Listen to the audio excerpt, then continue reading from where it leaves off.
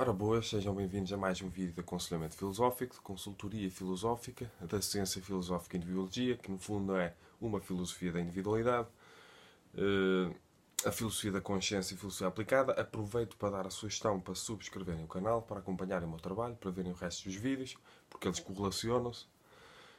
E o tema que eu escolhi para hoje é conforto e desconforto hermenêuticos.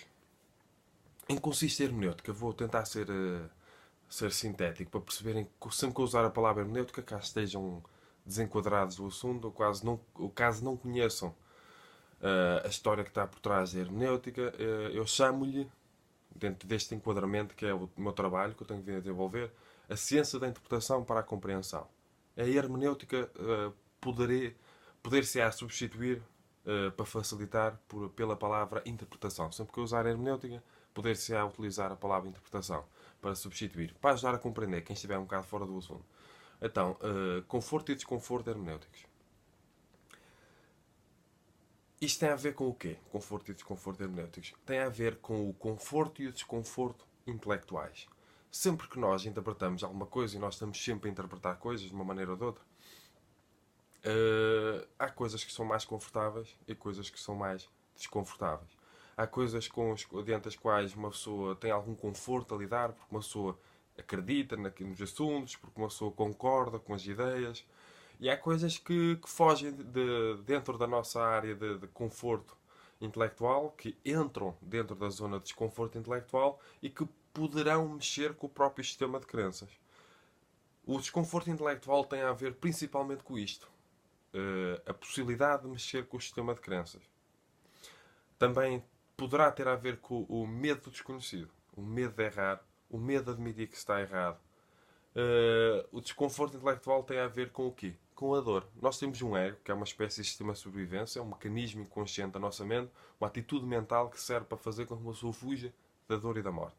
E este instinto de sobrevivência, entre aspas, este sistema de sobrevivência, que funciona de forma inconsciente, uma pessoa não se apercebe, que faz com que uma pessoa fuja da dor e da morte, faz muitas vezes com que uma pessoa fuja da zona de desconforto intelectual. É como se houvesse um perigo, às vezes, para a consciência, uma pessoa ter de lidar com coisas que provocam desconforto intelectual. Agora vamos imaginar, uma pessoa desde que nasce, uma pessoa vai recebendo uma educação. Uma pessoa nasce dentro de um contexto. Uma pessoa nasce dentro de um país, por exemplo. Uma pessoa poderá ter educação de pais. Depois, uma pessoa, indo para a escola, uma pessoa recebe uma formação, uma formatação, entre aspas, dos sistemas de ensino dentro dos quais uma pessoa passa. Uma pessoa vai recebendo, incorporando, imitando de forma inconsciente uma cultura. Uma pessoa vai recebendo, vai entrando dentro de uma sociedade. Uma pessoa vai aprendendo com a sociedade. Uma pessoa vai recebendo informações da sociedade. E a pessoa vai se realizando. A pessoa vai recebendo informações, impressões, todo tipo de coisas, e uma pessoa vai se realizando. Uma pessoa vai entrando, vai criando um sistema de crenças e aquilo vai tendo uma zona de conforto onde uma pessoa prefere estar. Aquela zona de conforto. Uma pessoa vai incorporando ideias, crenças, hábitos, comportamentos.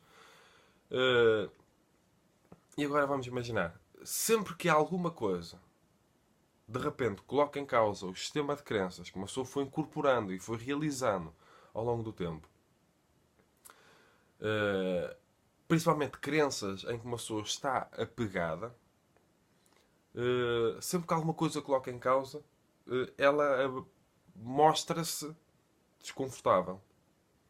E o que é mais fácil para a psique, de forma inconsciente, fazer? É fugir e denegrir. É um mecanismo inconsciente. Aquilo que é desconfortável pode provocar dor, a pessoa foge e denigre de forma inconsciente. Foge e denigre em que sentido? Que é a fuga e a denigração hermenêutica. São princípios. Eu criei 3 princípios fundamentais de reação hermenêutica, que é o princípio compreensivo, em que uma pessoa, quando está a interpretar algo, uma pessoa quer compreender o objeto tal como ele é, uma pessoa quer conhecer e quer compreender. É um exercício hermenêutico, onde deve haver certos critérios de exigência hermenêutica. Este é o princípio adequado para se fazer quando se está dentro de um objeto interpretativo, pode ser uma crença, uma ideia, uma teoria, uma ideologia, seja o que for, um texto. Uma pessoa pode fugir hermeneuticamente. O que é isto? A fuga hermenêutica, que é um dos princípios de reação hermenêutica. Uma pessoa foge, por exemplo, quando algo é desconfortável. Está ali um objeto, está ali uma ideia, ela desconstrói o meu sistema de crenças, ela de repente denuncia as incongruências das minhas crenças e eu fujo. Eu nem quero lidar com aquilo, porque eu quero continuar a pensar da mesma maneira. Este é o flagelo do conservadorismo intelectual. Flagelo em que sentido? Se a pessoa estiver infeliz e estiver sempre a fugir das coisas diferentes, que colocam em causa o próprio sistema de crença, a pessoa nunca poderá sair de transitar do estado de infelicidade para o estado de felicidade, porque a pessoa nega completamente a novidade da sua vida. Eu foge completamente. Restringe, não deixa passar. Então, esta fuga hermenêutica acontece quando alguma coisa parece que é uma ameaça porque pode provocar dor e pode colocar a sobrevivência em causa. Então, a pessoa foge. Foge de forma inconsciente. Isto são mecanismos inconscientes, a pessoa não se apercebe. Então, fuga hermenêutica é isto. Uma pessoa foge. Vamos imaginar que temos um sistema de crenças onde acreditamos numa determinada teoria, numa determinada ideologia. De repente aparece um texto, aparece uma informação que desconstrói e denuncia completamente as incongruências da minha teoria, da minha ideologia, da ideologia que eu sigo, o que eu acredito. De repente, eu ouço falar nisso, é desconfortável. Há pessoas que fogem, nem sequer querem lidar com aquilo porque aquilo desconstrói as crenças e uma pessoa tem de sair da zona de conforto intelectual. Então é melhor fugir. Mas também há outra forma possível de reagir quando há um desconforto intelectual, quando há alguma coisa que pode provocar dor. Porque às vezes a desilusão, que é a libertação da ilusão, ela causa dor. E como uma pessoa não tem maturidade emocional, não consegue lidar com essa dor que é a desilusão, esse desconforto intelectual, a pessoa entra em conflito hermenêutico. A pessoa prefere fugir. Prefere fugir ou prefere distorcer as coisas que colocam em causa o próprio sistema de crenças. Então, princípio compreensivo, tentativa verdadeira de compreensão, que é um dos princípios fundamentais de reação hermenêutica. Depois temos o princípio da fuga, uma pessoa foge, e depois temos o quê? O princípio de migrativo. A pessoa até lida com o assunto, até lida com a ideia que é desconfortável em termos intelectuais, mas uma pessoa, ou poderá ser à primeira vista, uma pessoa distorce, a pessoa denigre, para tornar mais facilmente refutável. É o que eu chamo, que é uma das falácias mais frequentes, que é a falácia de espantalho. Uma pessoa distorce os argumentos para os tornar mais facilmente refutáveis. Uma pessoa deturpa, uma pessoa distorce, uma pessoa denigra. Denegrir é tornar negro aquilo que não é necessariamente negro por si só. Então, sempre que alguma coisa provoca um desconforto intelectual que poderá de alguma maneira obrigar eu a mudar o meu sistema de crenças, eu transformá-lo ou eu colocá-lo em causa, ou eu a questionar o meu sistema de crenças, o mais fácil, aquele mecanismo mais imediato, aquele imediatismo, este é o problema do imediatismo intelectual, é fugir e denegrir. Imediatismo porquê? Porque não há mediação hermenêutica, de aquele exercício profundo e exigente de procurar compreender aquelas coisas que são desconfortáveis para a minha consciência, aquelas coisas que provocam desconforto intelectual. Aquelas coisas que mexem com aquilo que eu... por exemplo, se eu não acredito em algo, eu não concordo com algo, isso poderá ser conhecido ou desconhecido. Poderei não concordar com uma coisa que eu conheço profundamente, porque estudei. Mas também poderei discordar de uma coisa que eu vejo muitas vezes... eu vejo... Isto acontece com alguma frequência, entre aspas, uma questão estatística quase, que é pessoas serem profundamente contra uma coisa, discordam completamente, não acreditam, mas uma pessoa vai ver e elas não sabem nada acerca do assunto. Elas passaram muitas vezes a vida, se for preciso, a distorcer esse assunto e a fugir desse assunto. As pessoas muitas vezes não sabem nada acerca dele. Principalmente quando o assunto, a ideia, a teoria, seja o que for, mexe com o próprio sistema de crenças. Porque às vezes nós não estamos diante de uma perspectiva diferente, às vezes nós estamos diante de uma perspectiva contrária. E às vezes não é só uma perspectiva contrária, às vezes é uma perspectiva contraditória. Às vezes é uma perspectiva que coloca em causa o próprio sistema de crenças, que obriga uma pessoa a repensá-lo, a questioná-lo. Às vezes é uma perspectiva que denuncia incongruências, incoerências do próprio sistema de crenças. E quando uma pessoa tem muitos apegos e bloqueios intelectuais na sua relação com o próprio sistema de crenças, a pessoa não consegue receber de forma saudável, em termos intelectuais, novas informações que demonstrem que uma pessoa precisa de mudar. Ou que denunciem incongruências e que demonstrem profundamente, com evidências, que uma pessoa precisa de mudar. Então, conforto e desconforto hermenêuticos. É muito importante nós termos esta questão, ter consciência de mecanismos inconscientes que nos fazem fugir da dor e que nos fazem fugir do desconforto intelectual e que por causa disso não deixam que uma pessoa transforme a sua consciência e que cresça e que desenvolva a sua consciência. E uma pessoa fica parada no tempo. O que é isto do conservadorismo intelectual? Quando eu falo no conservadorismo intelectual, eu falo neste conservadorismo intelectual que acontece dentro da própria consciência. Eu não estou a falar em conservadorismo em termos políticos-sociais. Eu não estou a falar nisso necessariamente. Apesar de poder haver alguma relação. Eu estou a falar de um conservadorismo que acontece de forma inconsciente dentro da própria consciência, em que a pessoa cria apegos e bloqueios intelectuais, ou um conservadorismo que acontece por causa dos apegos e bloqueios intelectuais dentro da consciência. É que uma pessoa não permite que nada novo entre dentro da consciência. E não só não permite que nada novo entre, isto em termos de filosofia da consciência e filosofia aplicada é muito importante, por causa daquela questão que eu falo muito, que é, se eu tenho bloqueios e apegos intelectuais e vivo um conservadorismo intelectual e estou infeliz, não permitindo lidar adequadamente com a diferença e com a mudança e com a novidade na minha vida, eu nunca poderei sair deste estado de infelicidade, porque eu não deixo as coisas novas entrar. Então, as coisas novas e diferentes que seriam a condição de possibilidade para aparecer alguma coisa que poderia ajudar-me a sair deste estado, elas não entram. Porque eu tenho a minha consciência fechada. Este conservadorismo intelectual tem a ver com um fechamento da própria consciência. A pessoa fecha a consciência, conserva ali as suas ideias, as suas crenças, naquele conforto, aquele falso conforto intelectual e não deixa nada de novo entrar. E tudo aquilo que aparece de fora, que de alguma maneira denuncia a incongruência das próprias crenças, uma pessoa ou foge ou distorce. A pessoa não consegue questionar-se. A pessoa não consegue colocar em causa o próprio sistema de crenças, que tem lá todas as suas crenças correlacionadas. A pessoa nem sequer deixa novos saberes entrar. Não é não deixar apenas que a mudança de algumas crenças. A pessoa nem sequer deixa novos saberes entrar de forma imparcial. Parece que tudo aquilo que todos aqueles saberes, aquelas ideias que possam entrar e que coloquem em causa o próprio sistema de crença, a pessoa distorce, ou a pessoa foge, a pessoa ignora. O princípio de fuga também é o princípio da ignorância. A pessoa ignora, a pessoa quer ignorar. Porque há duas grandes formas de uma pessoa realizar a ignorância. A ignorância por estado, em que uma pessoa simplesmente está no estado de ignorância, todos nós temos ignorância relativamente a alguma coisa, mas é a ignorância por escolha. É que uma pessoa escolhe ignorar. De forma inconsciente. Às vezes a pessoa tem uma intenção, mas inconsciente. A pessoa quer fugir de algo porque quer fugir da dor e do desconforto que isso pode causar em termos intelectuais. A pessoa tem a intenção de fazer isso sem se aperceber. Há uma vontade inconsciente. Há muita de nós que é inconsciente quando nós realizamos um exercício hermenêutico, quando há um exercício intelectual.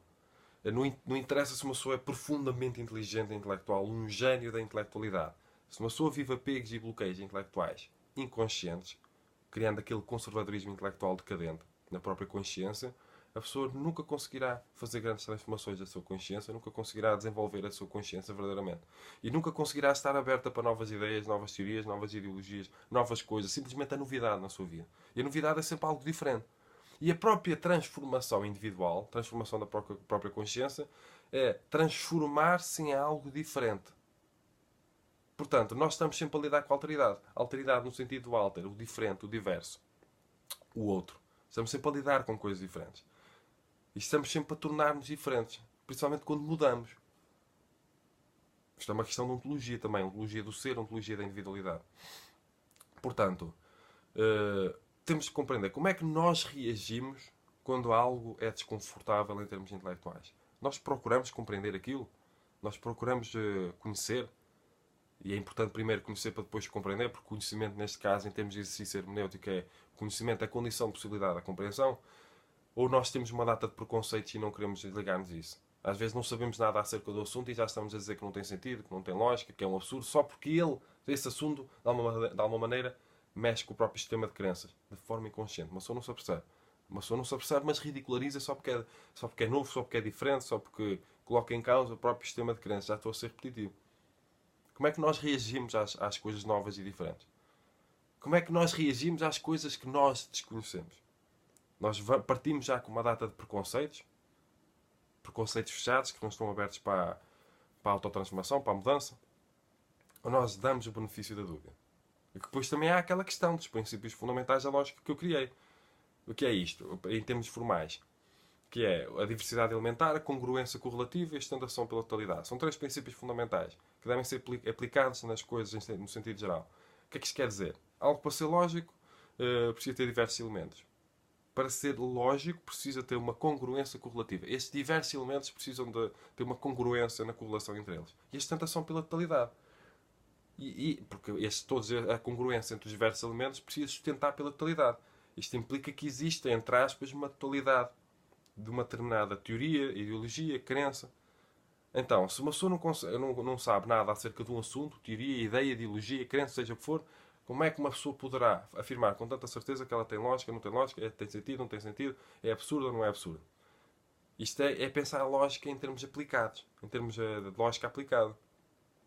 Então, no cotidiano, nós vamos criando preconceitos acerca das coisas. Às vezes aparece um assunto à nossa frente. Este assunto poderá ser algo que provoca um profundo desconforto intelectual, espiritualidade, coisas da espiritualidade, coisas dos extraterrestres. Às vezes mexe com o sistema de crença das pessoas. E como é que as pessoas reagem a estes assuntos? As pessoas distorcem, as pessoas precipitam-se que não tem sentido, que é um absurdo, as pessoas ridicularizam. E uma pessoa vai ver e depois as pessoas têm conhecimento de causa, as pessoas estudaram, as pessoas investigaram os assuntos, ou as pessoas criaram preconceitos e não querem ser dali porque não querem colocar o próprio sistema de crenças em causa. Isto é muito importante termos em conta. Porque às vezes nós temos uma consciência profundamente fechada e estamos profundamente infelizes e não sabemos porquê. Tem a ver com a nossa filosofia de vida. Que acontece a partir de uma filosofia da consciência. Tem a ver com a forma como nós organizamos as ideias. Então, eu gosto muito de utilizar a questão da lógica aplicada. O que é isto? Utilizar os conhecimentos de lógica, até de falácia, das falácias, por exemplo, para uma perspectiva de autoconsciência. Para uma questão de autorrealização. Utilizar a lógica, tirar a lógica dos perímetros do teorético apenas e colocar a lógica em termos de filosofia aplicada. Fazer uma relação entre lógica e hermenêutica para melhorar o nosso funcionamento, a nossa realização consciencial diante da realidade. Portanto, se nós admitimos este princípio da sustentabilidade, ou do princípio da sustentação pela totalidade, da lógica, este princípio fundamental da lógica que eu criei, nós olhamos para as coisas todas e nós admitimos a nossa ignorância. É muito importante termos a capacidade de humildade para admitirmos a nossa ignorância. Esta questão de autoconsciência, de metacognição. E nós lidamos com as coisas diferentes e nós admitimos, se eu não sei nada acerca das coisas, eu sei muito pouco, como é que eu posso dizer com tanta certeza que algo tem sentido, não tem sentido, tem lógica, não tem lógica, é absurdo ou não é absurdo? Não posso. Com certeza e muito fundamento, não posso. Então eu tenho a minha consciência aberta. Eu admito a minha ignorância, eu tenho a minha consciência aberta, eu estou aberto para aprender novas coisas. Porque eu vou admitindo a minha ignorância. E ao ir admitindo a minha ignorância, eu vou permitindo que a minha consciência se abra para novas coisas. Porque eu já admito a priori que se calhar eu sou falível, se calhar eu poderei não estar a interpretar bem as coisas. Porque, e esta é uma frase, uma coisa que eu escrevi no ensaio sobre o individualismo. Facilmente, que é uma obra da minha autoria, facilmente se considera que não tem lógica uma lógica que poder-se-á ainda não ter compreendido. Este é o reconhecimento da ignorância. Eu poderei não ter compreendido adequadamente alguma coisa. E poderei estar a viver com base em preconceitos relativamente a determinado assunto. Portanto, eu tenho de me colocar em causa. Tenho de colocar em causa a minha ignorância. E estar aberto para novas ideias. E quando é que acontece? Principalmente quando é que acontece, facilmente se considera que não tem lógica, uma lógica poder-se-á e não ter compreendido. E principalmente quando é que acontece a ridicularização hermenêutica, ridicularizar-se um assunto, mas no fundo não se conhecer, nem se compreender. Principalmente quando esse assunto mexe com o desconforto intelectual. Sempre que alguma coisa é desconfortável em termos intelectuais, sempre que mexe com um sistema de crenças em que uma pessoa está apegada a alguma crença ou a algumas crenças, lá vai a falácia de espantalho. Uma pessoa deturpa, distorce, denigre e precipita-se a considerar que não tem lógica, que é um absurdo e que não tem sentido nenhum. E se uma pessoa entrar naquela realização socrático-platónica, ironia meiótica, em que uma pessoa eu só sei que nada sei, e depois conhece a ti mesmo, naquele jogo socrático em que uma pessoa vai demonstrando as incongruências, vai colocando questões e vai demonstrando as incongruências a outras pessoas. Se uma pessoa entrar naquele jogo com a pessoa no fundo vai demonstrar muitas vezes que não sabe nada acerca do assunto. A pessoa só tinha preconceitos, e não apenas preconceitos, certezas. Não basta uma pessoa ter preconceitos e uma profunda ignorância às vezes relativamente aos assuntos. Uma pessoa tem certezas, tem convicções profundas. Aí é importante, por exemplo, estudar Nietzsche e o ataque, entre aspas, que faz às convicções. E outros filósofos que fazem às convicções e às certezas absolutas. É preciso ter cuidado com as convicções profundas e com as certezas absolutas. Com aquele fundamentalismo intelectual, entre aspas. É preciso ter cuidado. Se queremos ter uma mente aberta, uma mente consciente, uma consciência livre, aquela questão da liberdade dos escravos, que eu tenho uma obra em que eu falo acerca da liberdade dos escravos, esta obra, Ensaios sobre o Individualismo, a minha autoria, a obra em que eu falo acerca da liberdade dos escravos, eu falo acerca desta liberdade intelectual e da escravidão inconsciente que acontece de dentro para fora, em que uma pessoa é responsável pela própria escravidão, na própria consciência, contém apegos e bloqueios intelectuais, quando não consegue sair da zona de conforto intelectual, quando não consegue lidar com os assuntos desconfortáveis em termos intelectuais. Portanto, é muito importante termos atenção a essas coisas que eu estou a falar, no meu entender. Em termos de filosofia da consciência, filosofia aplicada e filosofia da individualidade. Portanto, fica aqui mais um vídeo. Se gostarem deste vídeo, dos meus vídeos no sentido geral, subscrevam o canal, comentem, partilhem, porque é importante para fazer crescer o canal e para dar sustentabilidade. Portanto, sejam felizes e autoconscientes e cumprimentos filosóficos.